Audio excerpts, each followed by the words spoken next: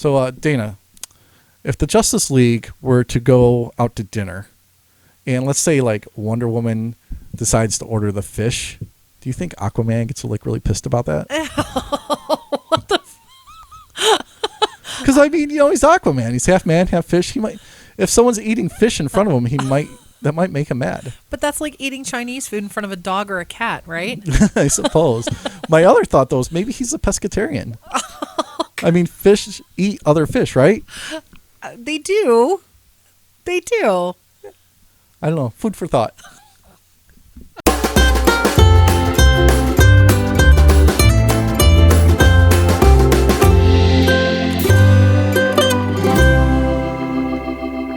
You totally almost gave me the finger on that countdown too. Like I watched you do like the 3, 2, 1, and I'm like, yeah, he is trying to give me the finger.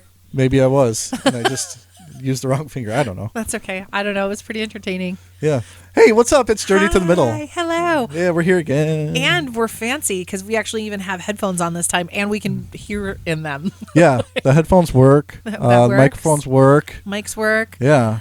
Matt's controlling the levels and everything this time. It's a beautiful world, people. Yeah, and we're here for episode 10, which I'm pretty excited about, double digits. I know, right? Right? I feel like we're moving on up in the world. Moving on up, so that's like another step. I know. Yeah, I it's know. like- I'm wondering too, totally like random talking about episodes. I'm wondering if we should stop numbering them for iTunes purposes because they suggest not to number them.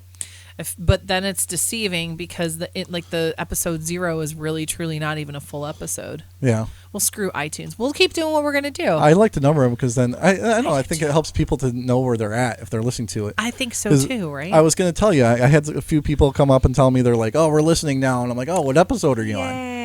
So that keeps them in line, so they know where they're at. I'm like, "Well, you need to catch up." Right. Like I'm on episode 5. I'm like, "Well, we got a few more going there, so come on, Okay, good. pick it up and listen." Good, exactly. Okay, good. Well, that makes me feel good. So we are a couple days after Thanksgiving. Yes. And a couple days after Black Friday. Did you see our Black Friday special that I put out there for everybody? Black Friday. It's an all year round thing. It's feel free to share Journey to the Middle with your friends. It's a free, great deal at no cost. At no cost to anybody. It's a great deal. It only takes a minute. Spread the love like herpes, people. or like a lost child. Or like a lost child. Sorry, I'm trying not to like bang on the desk or anything with my big old jug of water. I should probably Dana's put got it a on lot the of floor. stuff on her side of the desk over there. I do.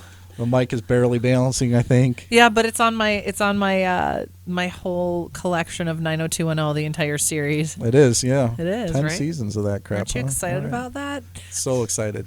So so we were just gonna talk about I saw Pete Davidson last night. I had no idea that you were even going, and then I was like, "What the hell?" It was pretty last minute.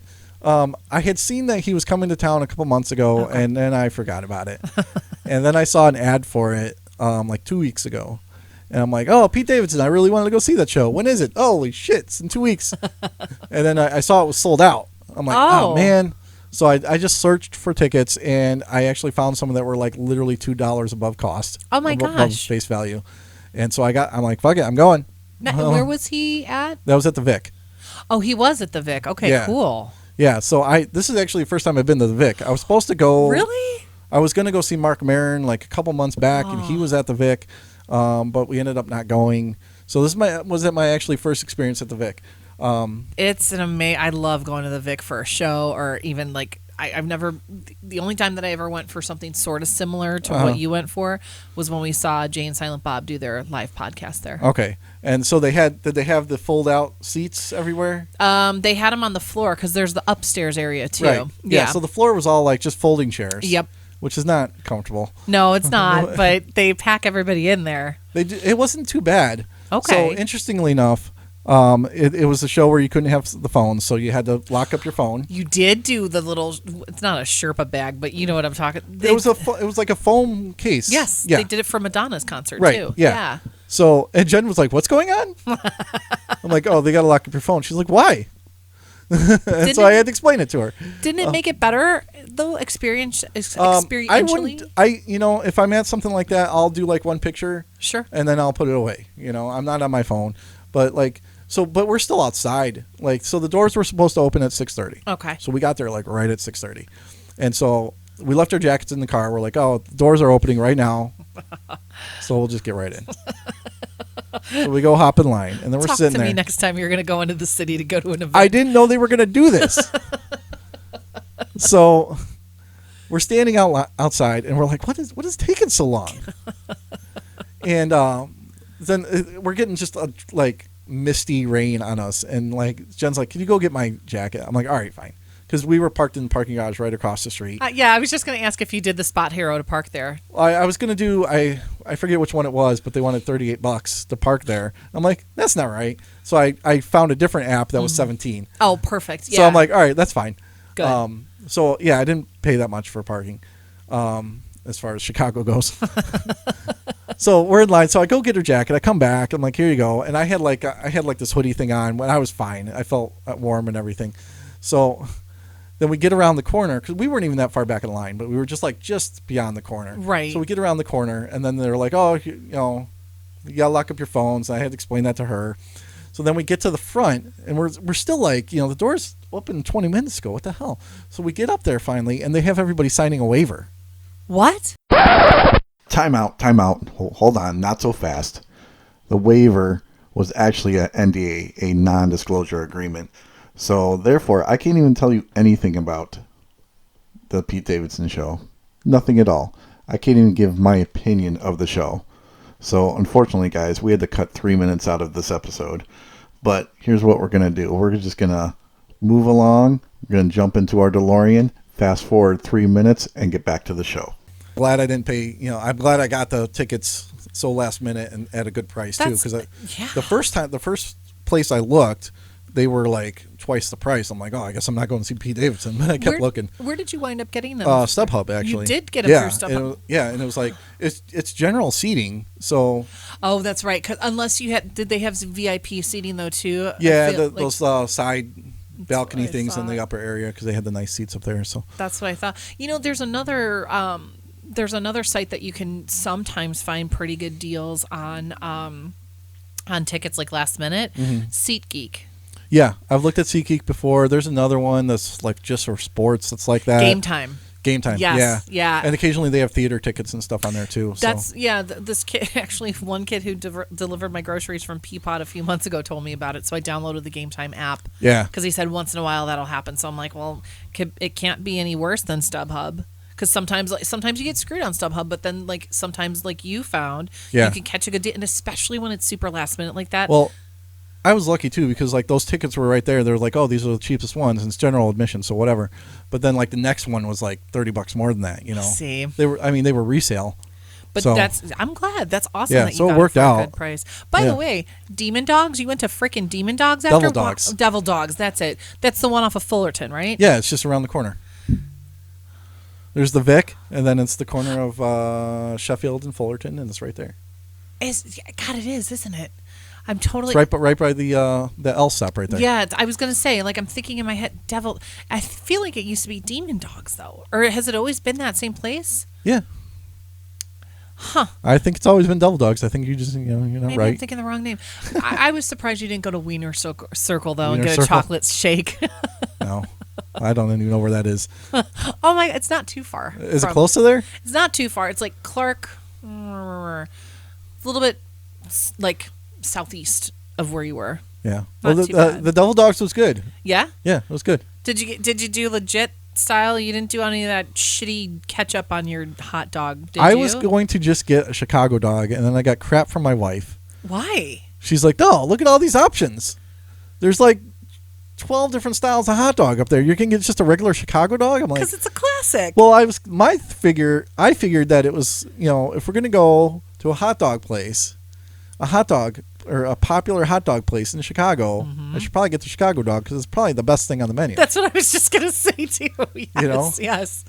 I got something else that had, the hot dog was fried and had, all this shit on it. And in the end, when I got to the end of the dog, I just kind of knocked it off and just ate the dog by itself. Did you? It was good either way, but I'm like, I want to taste some of the hot dog. Yeah, instead of all the other accoutrements. Yeah. Yeah.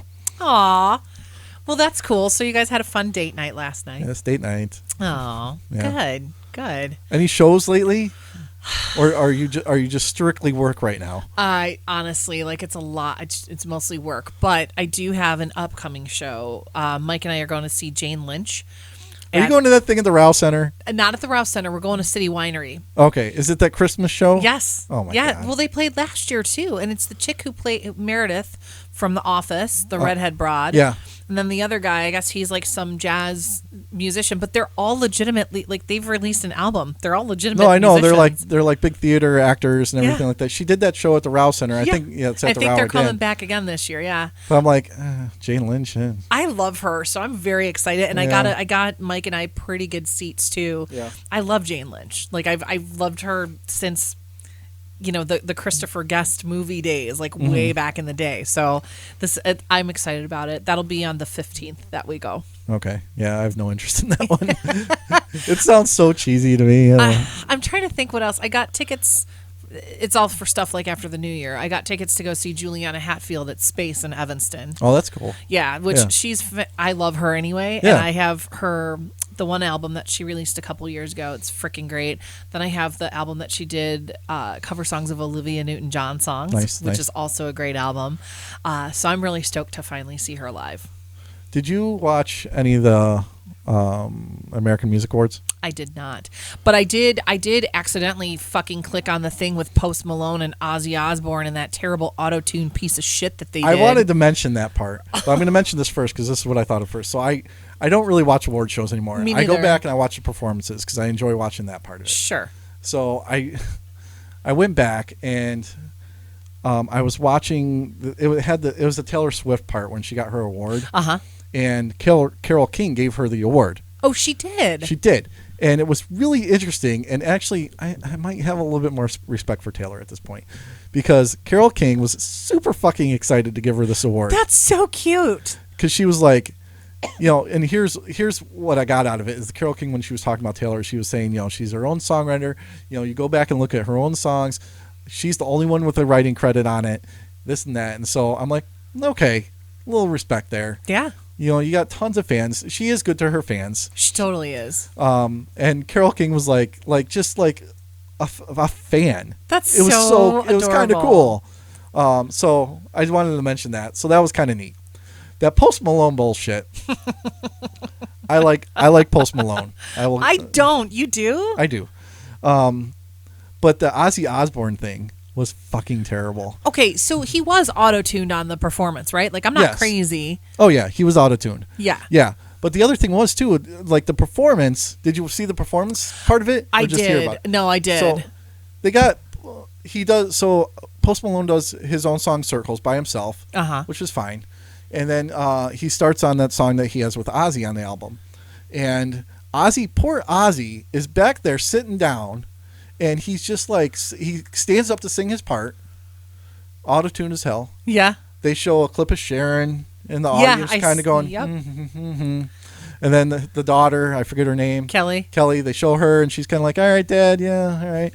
And then they go back to Ozzy and now Post Malone singing and Ozzy's just swinging his arms. I saw that shit. I was like, what is that man doing? He looked like he was drowning in the ocean. And then he's like motioning for the audience to do the same thing too. And nobody is joining in. Everyone's like, someone want to check on Ozzy? Right. He's having a stroke, I think. But that was the worst. I didn't understand it. And because now... So then I've heard conflicting things. Some people are like, oh, that's really cool that he did that and he's staying relevant. And I'm like... Here's the thing. I get it. Ozzy Osbourne, like that's cool for people. He's an icon in the music industry. Like, you know what I'm saying? I get it. But I feel like that's so beneath him. And I feel like he kind of almost made a joke out of himself. That's how I looked at it. Yeah, I don't know why he did that song with Post Malone. I think Post Malone wanted him to do it, and Ozzy's like, who are you? Right. Right. But, I mean, when he looks at Sharon at this point, he's probably like, who are you? Right. When he looks at anybody, let's be honest, at this point. But he can't enunciate that well. He's like, rah, rah, rah. Supposedly he sounds better now that he's not on all the junk, but I don't know. I was so... it was kind of embarrassing, I think. It's like, dude, respect to you as a musician, but come on, and I don't like Post Malone anyway. I don't care for his music. I mean, whatever. The other thing too, I don't like the auto-tune shit. I don't like that stuff. Even when I see these female chicks, I don't remember what Mike and I were watching a few weeks ago, but it was some chick who performed on SNL. I think it was the week that the guy from Stranger Things was on.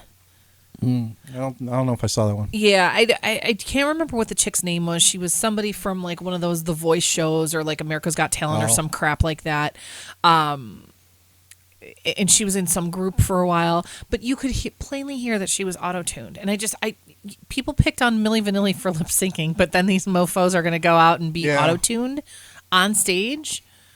I don't like it. Unfortunately, I think that's where a lot of music is going. It is unfortunate. To not get into a big conversation about rap is there's a lot of those guys that are doing that now, and I hate it. Right. But yeah. It is totally the direction that it's going, and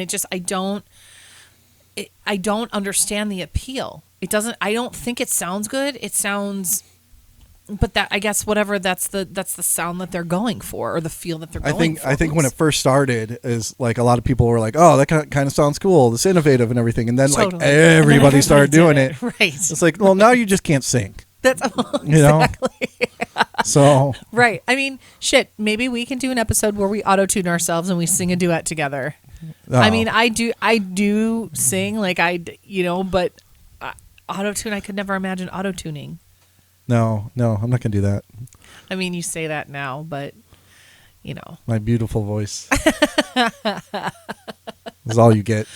All right, fine. All right. So we went a couple weeks ago now. Double date night. We had a double date night with the couples, with the significant others. We even dragged hung them out out. after. Yeah, we even hung out after. We did. Yeah. And we went and saw the Joker. We sure did. We did. And there's a lot of opinions out there about the Joker.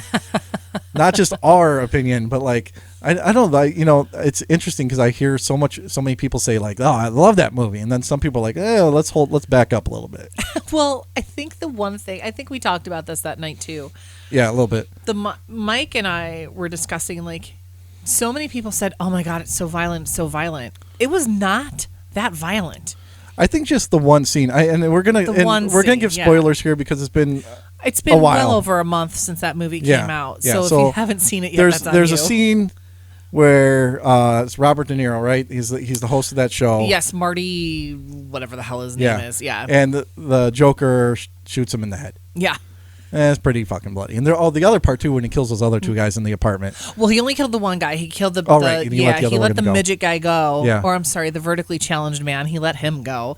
You already said midget. You're done. I know. Write your letters. Shit.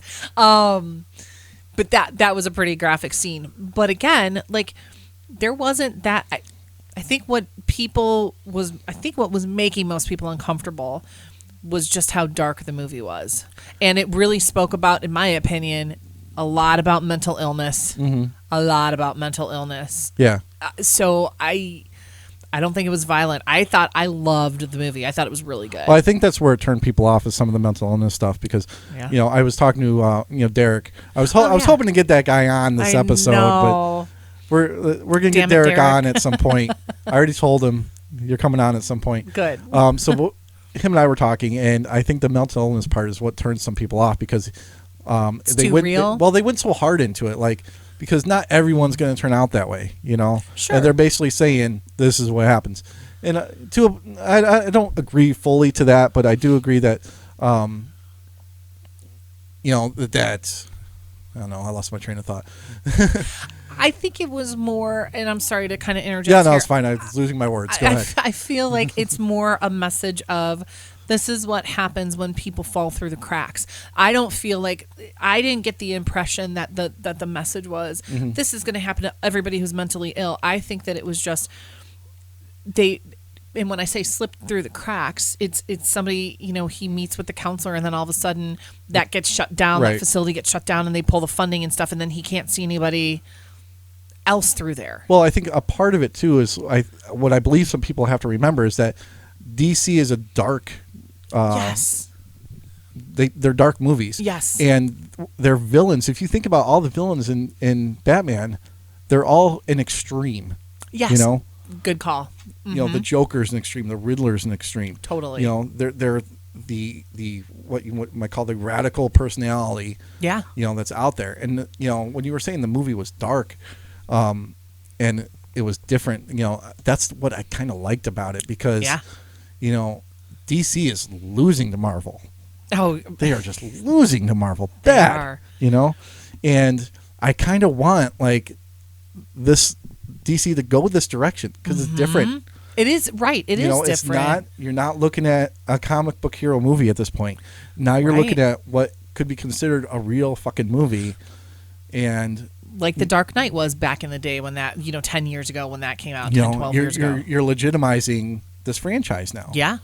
And I kind of hope it keeps going in that direction. Now I don't know how you pull some of these other characters like Aquaman that direction because I don't know what the hell that was. It was just a way to look at Jason Momoa, you know. But you know, the rest of this could go that direction. Sure. You know, I'm interested to see what that Harley Quinn movie looks like. There's another one that's coming out. So I'm interested to see what that looks like versus this. Sure. And if they were to pull it in that direction as well, or if it's going to kind of be its own little lane. You'll have to let me know. I mean, I have no interest in seeing the Harley Quinn movie. Like I've told you before, I don't really get into the whole jam about all the comic stuff. There are some characters that I like and some things that I'll watch. You know what I mean? Yeah. But this movie, I actually preferred it to Heath Ledger's portrayal of the Joker. And I know why you're saying that. You want to get me started. I am kind of inciting something here, but I preferred it. I thought Heath Ledger did an incredible job portraying the Joker back, again, like however many years ago. Yeah. But it's like comparing apples to oranges. They're two completely separate portrayals of the character, and I think I don't know why. I mean, I have a little bit of an affinity toward Joaquin anyway, but I think he did such an incredible fucking job getting into that character. Yeah, I think I liked Heath Ledger better. I wanted to talk about that more. Yeah. I mean, I agree that it's kind of apples and oranges. You're looking at two different movies. Right. Just like, I mean, can you really compare Heath Ledger to Cesar Romero? Well, that's exactly. Exactly. But I still think there's a debate there to say, like, who's your favorite Joker? Oh, I completely, because what? Could it be Jack Nicholson? Could it be? No. I mean, but he was still creepy as hell when he portrayed the Joker. But it was a different kind of creepy. That's the interesting thing, because all right, let's go back. You got Cesar Romero. You got campy Batman. You know? The original back in the day. Yeah, and people loved it. And I think if you're of that generation, that's probably your favorite. Sure. Sure. Then we have Jack Nicholson with 1989 Batman. Yep. And that was probably, looking back on it now, probably pretty campy as well. It was a campy, because I actually watched that movie a couple weeks ago. It came on TV, and I was like, shit, I haven't seen this. But back then, you're like, oh man, this is fucking cool. I liked it when it first. Yeah, I liked it when it first came out, and I think it was still dark in its right, but it was still a little bit more campy. Yeah. Than. Oh yeah, him swinging around that giant day. gun with the that huge barrel. Yes. Didn't it come out? Didn't he shoot it and come out with like a sign that said "bang" or something? I'm pretty sure it did. So, yeah. All right. Yeah. Then I can't. I was trying to remember the guy's name who played him in Suicide Squad. I never saw that, so I don't know. Yeah, I couldn't remember. I could look it up, but he wasn't I good. can look it up. You go ahead and look it up. There's Cameron Monaghan. I'm probably saying his last name wrong. He was on Gotham. And he played Joker on Gotham, but he wasn't. Oh, he's from Shameless, the redhead kid from Shameless. Yes. As soon as you said it, I'm like, I know exactly who. Yeah, I'm probably saying his last name wrong. No, that's okay. But they never actually named him as being a Joker on Gotham. They never got to that part of the story, but he's obviously Joker. He was really friggin' good. Jared Leto. Sorry. Yeah.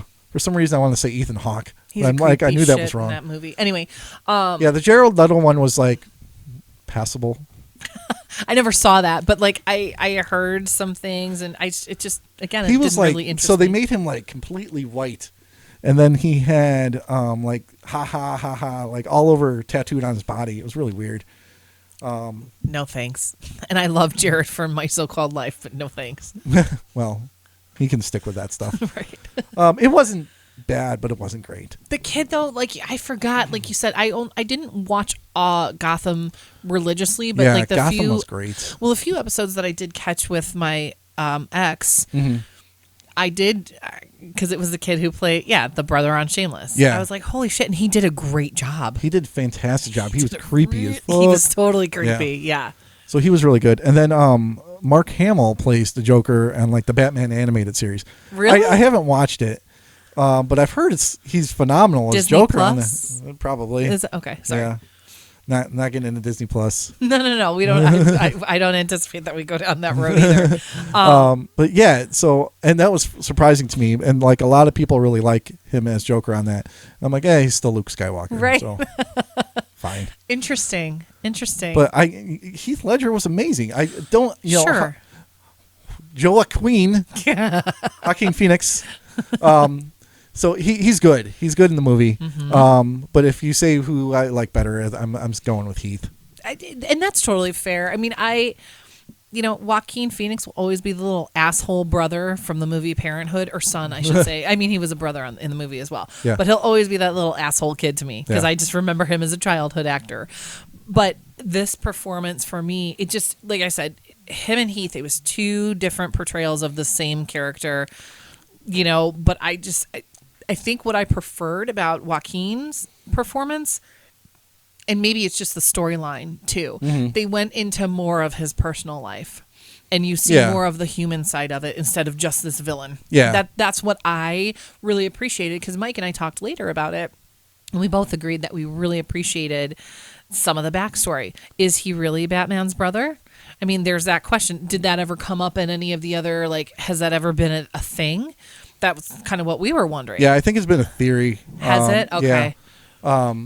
The one thing I was thinking about between the two actors is if you took Heath and put him in the Joker movie, could he play that same guy? I don't think so. I disagree. Really? I don't think Joaquin could go back and play the other Joker.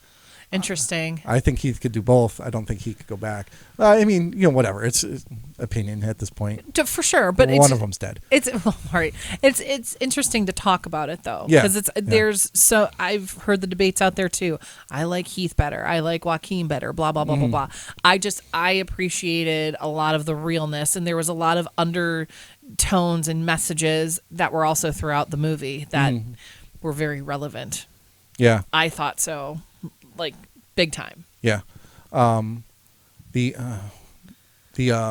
part on the stairs where he was dancing. Where he's dancing. Yeah, it's creepy as shit. Oh, it's so crazy. But he did such a good. I mean, like even when he the part when he's dancing is reminiscent of the Jack Nicholson dancing. Yes. In that movie too. Yes. I kind of like that part. It was just so creepy because it was someplace, I think it was in the Bronx where that staircase actually is, but it's like this long stairway, like from top to bottom. It's just this you're looking up at him as he's dancing because they're shooting from the ground up when you see this shot, and he's like kicking the puddles and just this dancing, and it was so it made me cringe, but in like the it's best, like the scene way. Where it's like it's coming out. He's like, "This is me." Yes. Yes, but in like the way his body moved and stuff too, and like at the almost very like end, a puppet. It was very much puppet like. Yeah. And same thing at the very end of the movie, right? Because that's how they close that up too. I mean, we can get to that as well, but it was so fucking creepy. Yeah. To see that, so a lot of the movie was creepy. It was totally a creepy movie. Like just and again, like the laughing, but at the same time, the awkward, like where he would like like social the look, the look on his face. I think that's what made me have sympathy for his character though too, because that's the thing. In my opinion, the movie emotionally pulled me in very many different directions. Oh yeah. Because you feel sorry for him at some points in the movie. Yes. Like when he's talking to that kid and the mom turns around and is like yelling at him for talking to the kid, and he's kind of like, Yeah. What? And he's got his little note. He's got his card. Yep. And then when you really find out about when you find out some more of his backstory, And then it turns out that it was all bullshit. The backstory that he found out when he went to Arkham, right? And just, was he really mentally ill? Because then that's the question, right? Because that's the other thing too. Then it's like, because there's a couple times during the movie where he would do the laugh and then he would just turn it off immediately, and it's like, you see the glimpses, and then it makes you wonder. Yeah. That's why it made me wonder at the very end when he found out that his backstory was basically bullshit. Then it made me wonder, was he just conditioned to what's the word I'm looking for, to display that type of behavior? Yeah, maybe. Is he just socially awkward? Or right, is he, right. Yeah, right. Yeah. That the other thing too is like when he goes to see Bruce Wayne. Oh my God, yes. So that part was crazy, and like, I think that goes back a little bit, 'cause, you know, as much as they brought in about Bruce Wayne in there, I didn't think all of it needed to be in there. Oh, really? Mostly the Thomas Wayne stuff, because they like painted Thomas Wayne to be such a bad guy and everything. That's not really part of the story. Like, he was not. The Waynes were the Golden Children, you know, like, you know. And but maybe they really weren't. Maybe they really weren't. But I think it's an interesting take on the story as to where they were painting Thomas Wayne as basically being the villain. You know, the villain who created the villain. Yes, that's exactly. Essentially. That's exactly the way that they. Yeah, and I think most of the stories is really, I don't know if Batman created them or how they really go about that, but but I just thought it was interesting how much they added in about Thomas Wayne. Yeah, it was. And because, again, like I told you, I'm not as familiar with a lot of the backstories and side stories of it. I was a little surprised, though, at the amount that he was in there. I know enough about Batman in the story to know who Thomas Wayne is. So I know enough about that to follow that. But I don't think it hurt the movie. But to your point, like it wasn't necessary. It wasn't all necessary. I think it was definitely, to your point, though, very interesting take on making the guy who's usually like a really good guy in other interpretations of the story, but making him the villain. Yeah. The part though, like I kind of skimmed over, but the part where he goes to see Bruce Wayne at the gates. Yes. That's so crazy. That part, I'm like, whoa. What made you creep out the most about that scene? That he was a crazy adult man going to see this child. It was super creepy. The whole scene was creepy. I was just watching it, cringing. I'm like, oh man. Oh, this should not be happening. I know. And even like it was Alfred, right? The butler that was there. It had but yeah. It had to have been Alfred, because now that I'm thinking back, it had to have been him. Yeah. And he's like, all right, come on, Master Bruce, you need to get away. This guy's gonna rape you. You know? Yeah, basically, right? Like that's. I mean, that's probably what he's thinking, and I'm just like, it's totally what he's thinking. It was very creepy how he walked up to the gate, and and then like doing the magic, quote unquote, air quotes, magic tricks. Yeah.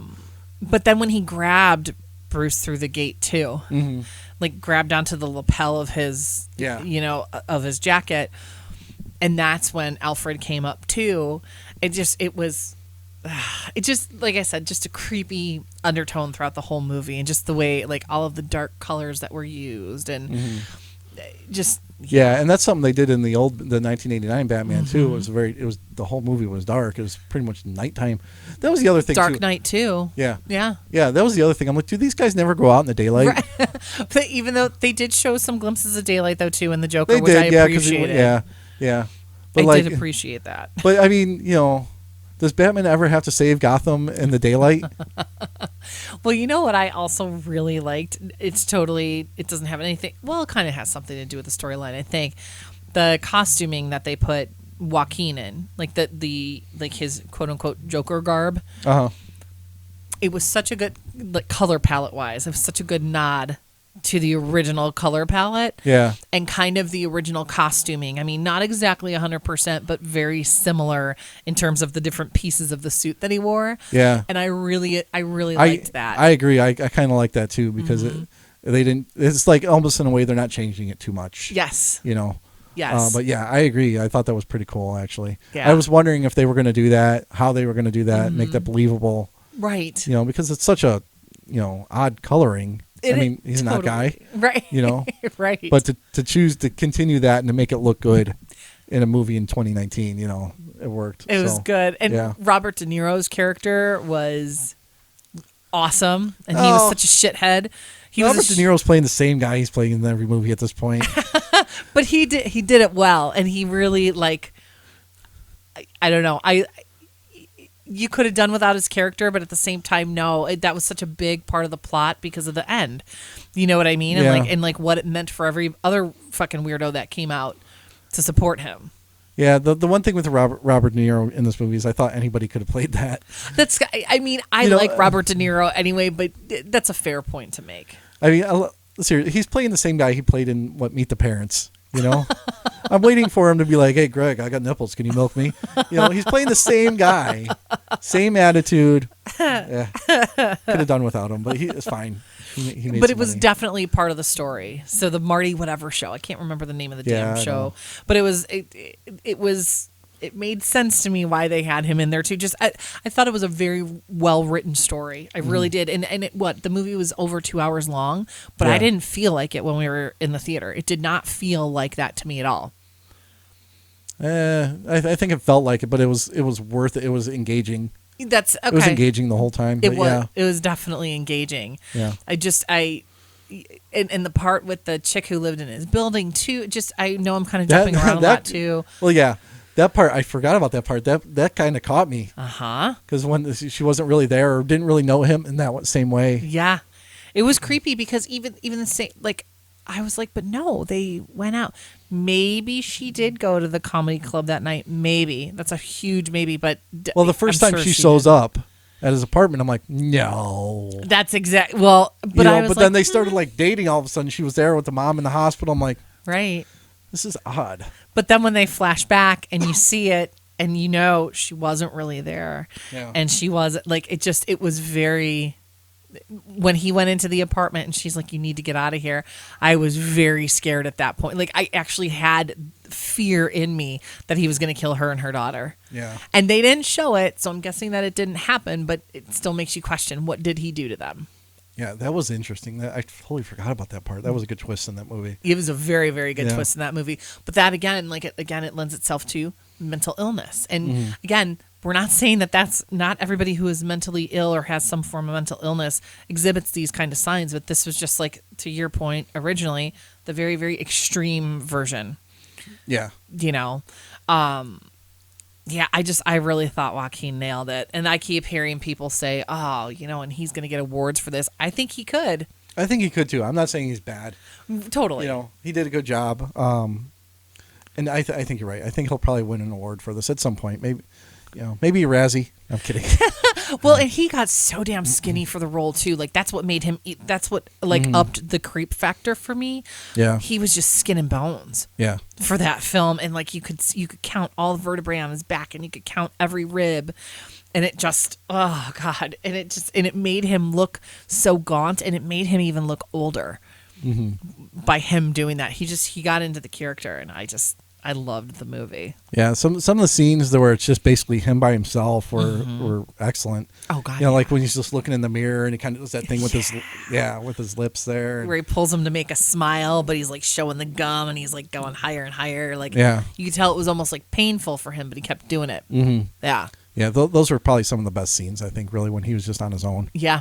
Yeah. The dancing where he was talking to himself when he got the gun and he's dancing and he just and then he shoots the wall. And then he shoots the wall. Yeah. The scene that's a really I do agree with you. The scenes with just him were incredible. Yeah. And then so the end scene. The whole ending was nuts. But it was kind of so climactic at that point. It was like, whoa. Yep. All right, yep, that's the Joker. That's shit's going down. And there is going to be a Joker too. There is. Which is kind of funny. If we had recorded this episode when we wanted to, we wouldn't have known. But yeah, since then they have actually come out and said there's going to be a Joker too. And Joaquin's going to reprise the role. I'm sure he is. Yeah. Because at this point we have to know what happens after that. Because it was the biggest R-rated opening ever. Really? Yeah. So, of course, they're going to do a second one. Which is, they have to at this point. But they also left it a little bit open-ended at the end of the movie anyway. So, you see him after he comes out from talking to the counselor or whatever, therapist, psychologist, whatever she was. And then you just see the bloody footprints of him walking down the hall, and then he starts dancing, and then you see the orderlies like coming after him. And did he escape? He had to. Clearly, he escaped. Well, maybe. I don't know. Does he spend more time in Arkham at this point? Maybe. He might go back to Arkham and then have all his followers break him out. Yeah, that's a good point, too.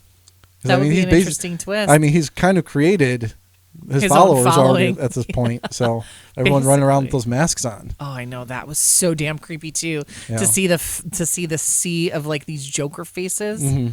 Oh, God. And the other thing, too, like I'm totally jumping back to the subway scene where he first kills somebody. Oh, yeah. Like those Wall Street guys. They were dicks anyway. But like you could see he did not want to do it. But then he snapped. They were beating the shit out of him. Like those kids beat the shit out of him. And he just fucking snapped. But he did, and then he liked it. He liked it. He liked it. At first, he liked it. Well, totally. At first, it didn't seem like he liked it because he was trying to self-preserve, right? He was trying to protect himself. But when the last guy got off of the train and then he went after him, that's when I knew I think that's the one that turned him. Well, he's kind of like, you almost see him kind of make this decision at this point where it's like, no, this is who I am. Yes, exactly. Yeah. Exactly. That's totally what that was. Yeah, and I was kind of, when I was watching, I was kind of sitting there watching it, waiting for that moment where he's like, yeah, I'm just going to do it. This is what I... Right. That's why I was very surprised that he let the vertically challenged man go. But like he told him, you're the one, you've always been so nice to me. Yeah. You've always been so nice to me. It's the one guy who didn't fuck with him. Yeah. But he was so like nonchalant about killing the other guy too. That was crazy. He's just like, yeah, no, I did it. Yeah, he's got all this blood on him. I remember that he's sitting there. He's got all this blood on him. On his face. The small guy's sitting over there, and he's just like, yeah, you can go. Yeah. Well, but see, I questioned it at first if he was going to let him go because obviously the door was locked with the chain. And then he couldn't get it. And then he couldn't reach it. So then I'm like, is he playing a game of cat and mouse with him? Because like in the pit of my stomach, I was like, he's just fucking with him because he's going to kill him too, and he didn't. Can you imagine being that guy and you have to turn around and just ask the guy who just killed somebody? Right. Can you get the lock? Yeah, and the fact that he even did it though, like that was the thing. The fact that he even did it was just... So he gets up and he's like, yeah, okay. Yeah. Yeah. Didn't even question it. It was, that movie was so damn good. I'm glad that we went to go see it. Yeah, no, that was a fun time. Yeah. Yeah. Are we missing anything on the movie? I'm trying to think. Like, I know we jumped around a ton. We totally jumped around, but that's what happens. Oh, killing the mom. Oh, yeah. Killing the mom. Yeah. I mean, I guess we could talk about that, too. I don't know. The impression that I got from that scene, him killing his mom, like he's... him trying to kill his past. Mm-hmm. That's the symbolism that, to me, that I got from that. Well, all that information that he had to take in, too, that was like, all right, well, this wasn't really true. Right. So. Well, yeah, because like I said, I know we're jumping around, so some people are going to be like, what the fuck are these two talking about? But basically, he gets information. He goes, and I think it's after she had gone to the hospital, right? Somebody told him he was adopted or something, right? Wasn't that, or? Well, he confronts Thomas Wayne at the one point, and Thomas Wayne kind of sets him straight and be like, what's really true? Because the mom was saying the whole time that Wayne was his real dad. Well, but I think that and she was sending him all these letters and stuff. But then when she so I think he really is Thomas Wayne's, based on this interpretation of the story, I think he is his son because he questioned, so he goes to Arkham, he gets his mom's records, he reads them, they say that he's adopted. Mm-hmm. And like he's envisioning in his head these meetings that his mom was having with the therapists and stuff there at the hospital. And she's insisting that no, she didn't lie. They doctored up the paperwork to say that he was adopted. And like you said, she, like the present day mom, had been writing all these letters to Thomas Wayne because she wanted him to help get them out of poverty and all this stuff. And so that's also why he goes, what was his name? What was Joaquin's character's name? Not just the Joker. It started with an A. What was his fucking name? Oh, shit. Arthur. Arthur, yes. So when Arthur goes to Wayne's house, and that's when he runs into Bruce and stuff, he's going there because he found out because she told him that that's his dad, right? Mm-hmm. So that's, when he runs into him in the bathroom and he tells him that he's wrong and blah, blah, blah, and then he gets the records and whatever. It looks like potentially his mom was lying to him. So then he goes to the hospital and he murders her. But then when he goes back to the house after he smothers her, he sees the picture of her from when she was young. And on the back, there's like something. I can't remember what Thomas Wayne had written on the picture. Mm-hmm. I don't remember either. She wasn't lying. So that's why when I saw that, I was like, she wasn't lying. She wasn't full of shit. They were having an affair. Yeah. I guess in Joker 2, maybe we'll explain it some more. I'm hoping maybe. Because that really, like, he cast her aside. Thomas Wayne did. Mm-hmm. But he really did. He really was banging her, got her pregnant, and doctored up all that paperwork. Yeah. She wasn't full of crap. That's how that read to me. Yeah, well, I mean, now he's got to live with that. So. And I liked the lady, I can't remember her name, the lady who played the mom, because she was on some of the American Horror Stories, like a few of those seasons. Yeah. Yeah, she was pretty good. I liked her. Yeah. She was definitely she did a good very job on good. So I don't know. I think it's totally 2 thumbs up for me. It was a great movie. I'm really glad that we went to go see it. And usually I don't like those kinds of movies. Yeah, well, that's the thing that I like about it. Like I was saying earlier, I think this is going to be a different path for DC, and I really hope it is. I mean, obviously, there's going to be a Joker 2. There's so many other stories out there, to continue Batman and what they're going to do with that, and if they are going to intertwine them at some point. Yeah. And there's so many other villains, too, they haven't even touched. That's true, too. Like you said, they could continue on that path. Yeah. So we'll see. We'll see where it goes. We'll go see Joker 2 when it comes out, and we'll tell everybody what we think about it. Yeah, we'll do. Too. Yeah, another year or 2 from now. We'll still be around We will. Of course. We will. It's, apologies for sometimes it being scattered because of work. Well, it's life. We got lives. It's true. Things happen. That's true. But, yeah, so next episode. Do we want to tell them what the next episode is? Nope. You don't want to tell them? I don't want to tell them. Really? I mean, I do, but I don't want to tell them. Well, don't you want to make sure everyone's caught up? Yeah, that's a good point. So we should. It's up to you. I'll leave it up to you. That's what though. That's fair. So, good call. Actually, I didn't think about that. For those of you who watch This Is Us, and if you're not caught up, you need to be caught up by the next episode because we. Well, we'll warn again, too, at the beginning of that episode. There's probably going to be some spoilers. I don't want to spoil a lot, but I'm probably going to spoil a lot. Probably. Yeah, so make sure you're caught up. That's probably the best option, right? Basically. Right. Yeah. All right, so, hey, guys, thanks again for listening. Thanks for the people who are, just getting into us. Yes. That's pretty cool to hear. Subscribe. Yes, and keep rating us. Thank you guys, because I keep seeing we continue to get ratings on iTunes, and I really appreciate that. We both really appreciate that. Just keep doing that. Yep. Give us comments, feedback. Facebook page. Share. Yes. Always free to share Journey to the Middle with everybody you know. Yes, please. Christmas is coming. It's a great gift. And it's also free. It's also free. Love is free, so spread the word. Yes. So we'll see you guys. I'm Matt. I'm Dana. Same bat time, same bat channel. Goodbye.